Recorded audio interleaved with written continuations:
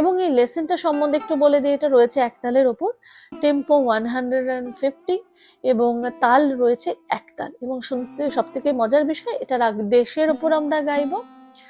সুতরাং সুন্দর একটা আবহ সৃষ্টি হবে। কোনো রাগের আবহে যদি কিছু আমরা অভ্যেস করি, সেটা আমাদের গাইতেও আনন্দ দেয়, মনকেও অনেকটা রিল্যাক্স ফিল করায়।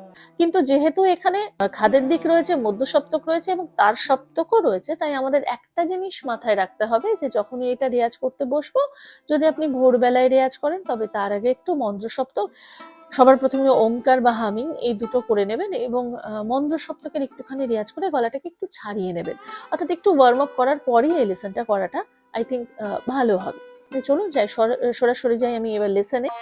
আশা করি তানপুরা এবং তবলা দুটো শোনা যাচ্ছে। আমি লং নোটটা পরপর গাইছি, এখানে কোনো স্পেস দিচ্ছি না, কিন্তু যখন আমি মধ্যলয়ে পৌঁছবো তখন আপনাদের গাওয়ার জন্য কিন্তু একটা জায়গা আমি ছাড়বো। তো এখানে প্রত্যেকটা লং নোট, অর্থাৎ প্রত্যেকটা নোট আমি 12 মাত্রা গাইছি, যেহেতু এটা একতালে চলছে। ধিন ধিন ধা ধাগে তুন্না কত্তেটে ধাগে তিরকেটে ধিন্না, ধিন ধিন ধা ধাগে তুন্না কত্তেটে ধাগে তিরকেটে ধিন্না। তাহলে এই লয়ে আমরা গাইছি।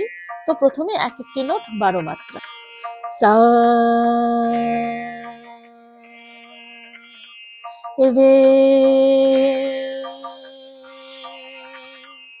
মা